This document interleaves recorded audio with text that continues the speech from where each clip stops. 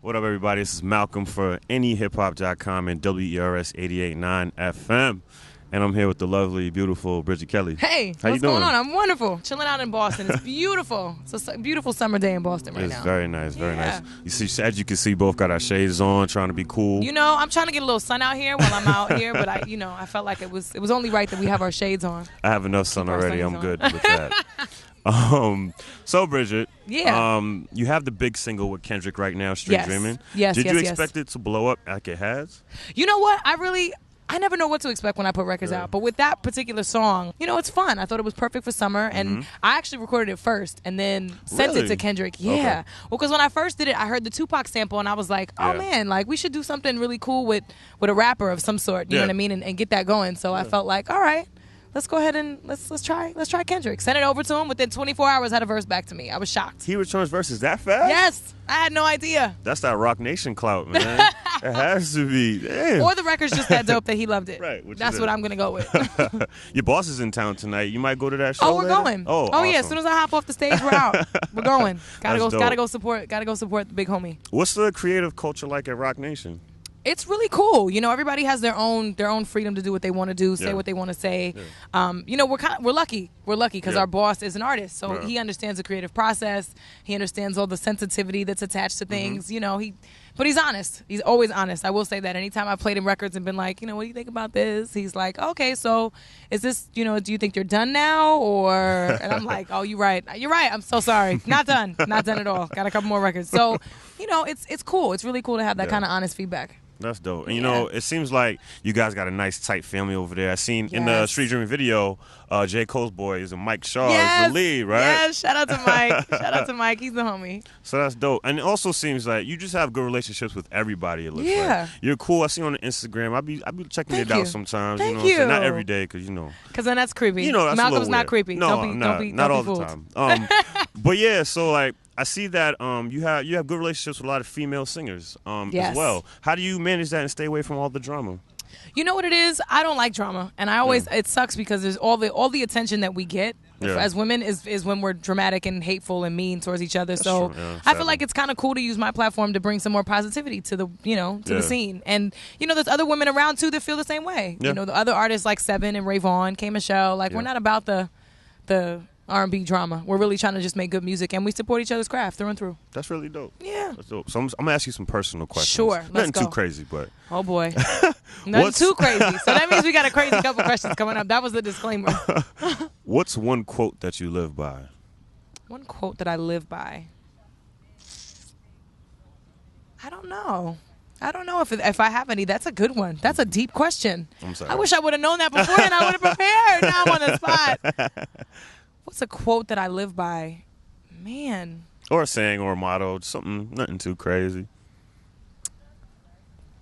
I don't know. I guess do unto others as you would have them, do for you. I feel like you got to really be mindful of the kind of energy you put out. Yeah. Like, especially for us in our industry, it's hard. You got to always pay attention and watch. Sometimes I'll be cranky and crabby at the airport. Yeah. And I got caught actually out there one time in the street, and I looked nuts. And the fan ran up at me, was like, "Oh my God, Bridget Kelly, I love you. I want to take a picture." And I was like, "I love you so much, but I look like I just got hit by the ugly bus. I can't take a picture with you. I'm so sorry." Like those moments, I got to be mindful. Like I'm still. As much as I'm still very regular and take pride in my normalcy, there's still moments where I'm like, shoot, I'm an artist. I gotta step my game up. And that's the interesting thing. Like you can do everything right for 3 years straight, and do one thing wrong, mistake, say and one wrong thing, everywhere. and everybody hates you. So it's definitely, I'm always conscious to be nice and gracious and appreciative of everything that everybody's doing for me. That's dope. Yeah. Okay. Next personal question. Okay. All right. So, what's one of your vices? Food. Favorite food? Seafood and pasta. I love pasta. Pasta is probably the source of my waistline's demise. So I've been doing really, really great. Honestly, I've been on this incredible artist diet of just not eating all the crap that everybody else in the world eats. Yeah. which sucks because I can't, we go out to dinner, me and my team is like, yeah, we're just going to, cake? Anybody want cake? And I'm sitting here like, lemon water for me for dessert. Oh, that's so sad. It's very sad to watch, but you know what? I feel so much better about myself now. So that's probably my vice. And you generally feel better, right? Yeah, generally. Generally. Well, I work out, so I feel like I could, that's fine. I like to work out. Working out feels good. Eating cake also feels good. Can't even front about that. Okay, so another personal question. Okay. This one's very personal. Yes. What's one of your favorite songs out right now that's not one of yours? Man, there's so many. Does it have to be a singing song or can it be any song? Any song. I love Tom Ford. Yeah? And yeah. Oh, come you. Yeah, I love Tom Ford. I also love Crooked Smile, J. Cole. Okay. Repping the home team. I also love that Wale record with Sam Dew, Love Hate Thing. Yeah, that's I love dope. that. That's dope. I'm totally plugging my team right now. Did anybody the notice whole that? team. But you know what? Those are the albums that came out most recently for me. You're right. And then in a couple days, K Michelle's album comes out, so I'm of course in support of that and very excited about that. Alaska, my manager is A&R that project, and dope. K Michelle's an incredible singer. So yeah. I've seen her making her runs, man. She's really coming up. She's killing it right now. Yeah. Shout really out to dope. K Michelle for that. Okay, and last personal Yes. question. If you were to write a book about your life up until right now, what would you call it? The Good, the Bad, and the Ugly. Yep. You were prepared for that one. No, I was thinking about things that I could, one-liners that describe my whole life, and I was like, the good, the bad, and the ugly. What part are you in right now? The good. The good. The good. And you hope Definitely you stay the good. Hopefully I'll stay here. Hopefully we don't have to see ugly for a really long time. It was bad and now it's good, and I feel like ugly's going to come last. But maybe ugly will come, like it'll be a short phase in the middle of good, or maybe it won't come at all. Maybe we'll just ignore that. It's about the balance. Maybe anyway, the ugly right? can be like an ugly day. Like I'll have one day that's ugly and then everything else is going to be good. Right. We'll shoot for that. What are you looking forward to for the rest of this year, Bridget? You know what? I am really having fun touring. I'm going to Australia in October to do a couple shows with Akon and French Montana, so that's going to be phenomenal. Oh, awesome. Putting the album out. I feel like I've been pregnant for like 4 years. Like I've had this baby that I'm just waiting to release to the world, and it hasn't come out. So that's probably what I'm looking forward to the most, putting the album out, for sure.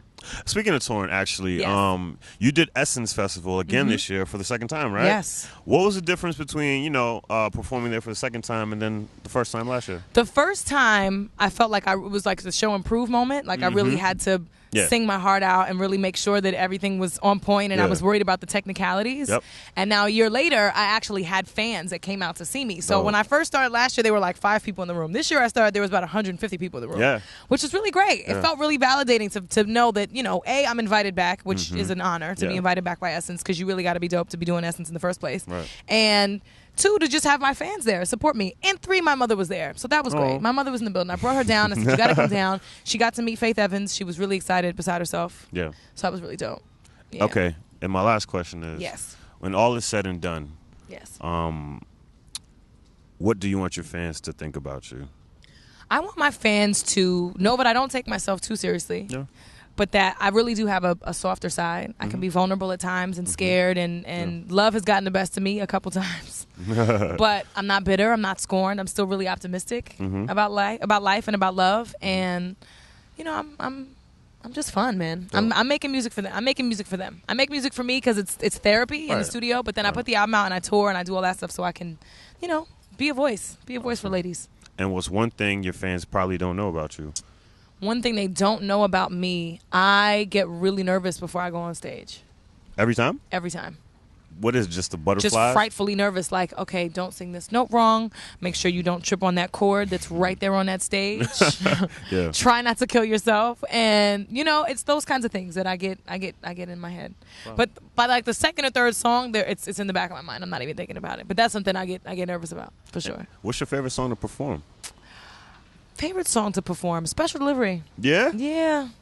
I gotta say Special Delivery. It strikes a chord with people. I always end my shows with that because I feel like that's where it all kind of started for me, was at Essence. Right. I debuted that song at Essence right. last year, and everybody loved it. It was the one record everybody walked away from feeling like, okay, this girl's got chops. So I feel good. I always feel like it's my song.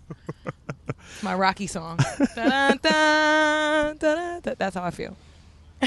Bridget, I want to thank you so much for taking the time to talk to us. Of course. Thank you for having me. She has chops, ladies and gentlemen. Chops. A lot of chops. Malcolm, Bridget Kelly, Roc Nation.